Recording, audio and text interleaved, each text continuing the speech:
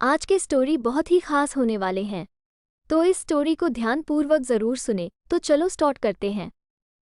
जयपुर शहर का खूबसूरत पाश इलाका आदर्श नगर, उसमें शानदार बंगला राठौर मैशनम। सुबह के समय वैशाली जी घर के मंदिर में आरती कर रही थी।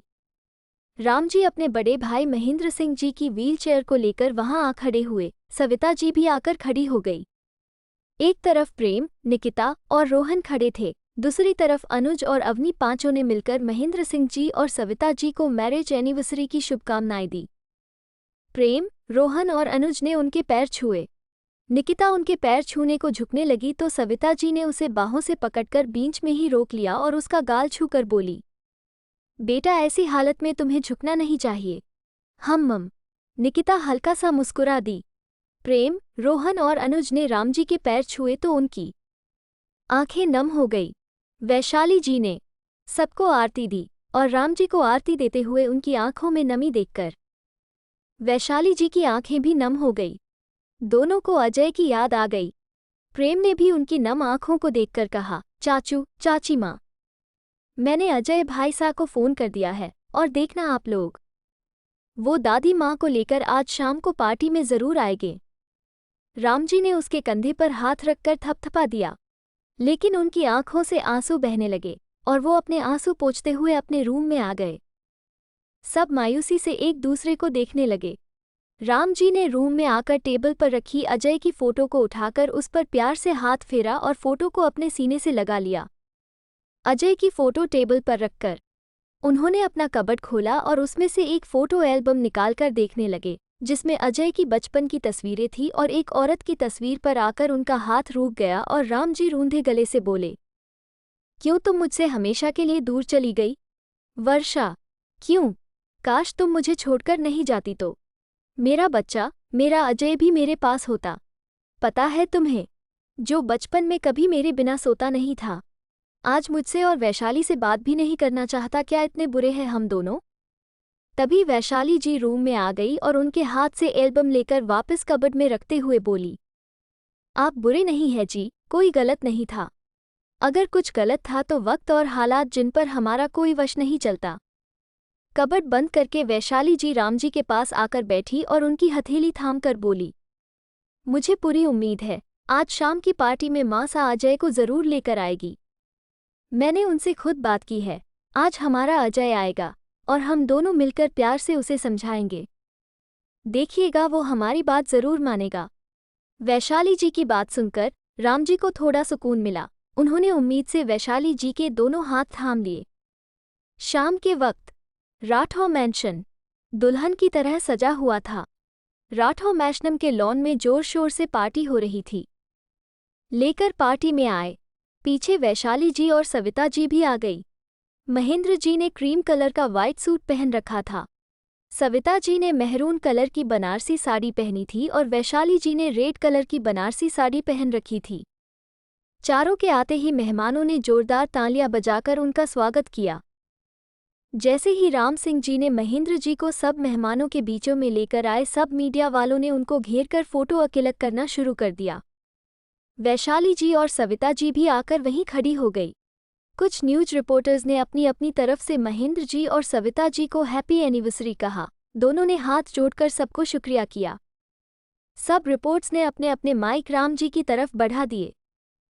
एक रिपोर्टर ने पूछा, सर, आपकी कंस्ट्रक्शन कंपनी अजय कंस्ट्रक्शन को बहुत बड़ी कामयाबी मिली है।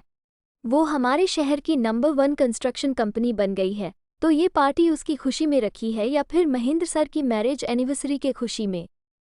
दोनों की खुशी में, और आप लोग पार्टी एंजॉय कीजिए, चाहे वजह जो भी हो, राम जी ने हंसकर कहा। एक और रिपोर्टर बोला, सर, आपकी कंपनी ने इसी साल 25 साल पूरे किए हैं। आपके बड़े बेटे के नाम पर आपने अपनी कंपनी का नाम रखा है और अजय सिंह राठौर खानदान के बड़े बेटे हैं, तो फिर आपने अपनी कंपनी का एमडी आपके भतीजे प्रेम सर को क्यों बनाया है, जबकि वो उम्र में अजय सर से छोटे हैं? इसके पीछे क्या वजह है? दूसरा रिपोर्टर बोला, हमने तो सुना है आपके बड़े बेटे को आपके बिजनेस में कोई इंटरेस्ट ही नहीं है, इसलिए वो इस घर से और बिजनेस से दूर है, इसीलिए मजबूरी में प्रेम को एमडी बनाया गया है। क्या ये सच है? राम जी के चेहरे पर चमकती मुस्कान गायब हो गई। राम जी और वैशाली जी ने एक दूसरे को बेचारगी से देखा। राम जी ने खुद को संभालते हुए कहा, देखिए, प्रेम को MD banana board of director का फैसला था, क्योंकि प्रेम ही एमडी की कुर्सी के काबिल था। इसमें छोटे बड़े होने की कोई बात कहाँ से आ गई। रही अजय की बात तो हाँ, ये सच है, वो बचपन से ही IPS ऑफिसर बनना चाहता था, बिजनेसमैन नहीं, इसलिए हमने कभी भी उसे बिजनेस संभालने के लिए फोर्स नहीं किया। आप सबका थैंक यू कहकर राम अपने गेस्ट में बिजी हो गए। मीडिया वालों में खुसर पुसर होने लगी।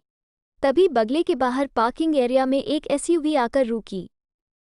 कार का डोर खुला तो उसमें से शहर के जाने माने बिजनेसमैन अर्जुन राणावत अपनी पत्नी के साथ पार्टी में आए। राम जी महेंद्र जी को लेकर उनकी तरफ बढ़ चले। राम जी ने अर्जुन जी को गले लगाकर कहा, आइए समधी जी, बहुत देर से आए आप।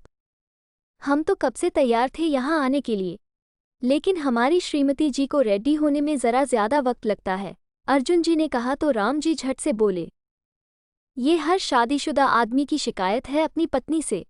कहकर राम जी ने वैशाली जी को देखा।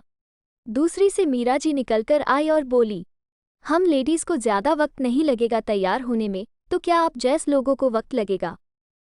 कोट पैंट पहनने में और साड़ी पहनने में फ़र्क होता है जनाब।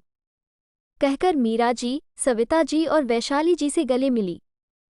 सीमा, दामाद जी और काजल बेटी नहीं आए। सविता जी ने मीरा जी से पूछा, जी वो तीनों अभी आते ही होंगे, मीरा जी ने कहा, और सब अंदर चले गए। कुछ ही देर में एक और ब्लैक कलर की गाड़ी आकर रुकी। उसमें से सीमा, अनुराग अपने 3 साल के बेटे दक्ष के साथ उतरे। साथ में ऑफ शोल्डर वाइट गाउन पहने उतरी काजल। सब फोटोग्राफर उसकी फ़ोटो खींचने लगे। पायल मनवानी। ये है मेरी नई स्टोरी, जिसमें आपके फेवरेट अजय और नेहा होंगे। हाँ, कुछ नए मेंबर्स भी होंगे तो कुछ लोग काम भी होंगे। ये स्टोरी आपको कैसा लगा कमेंट में ज़रूर बताना। अगर आपको अच्छा लगा तो मेरे चैनल को लाइक शेयर सब्सक्राइब ज़रूर करें।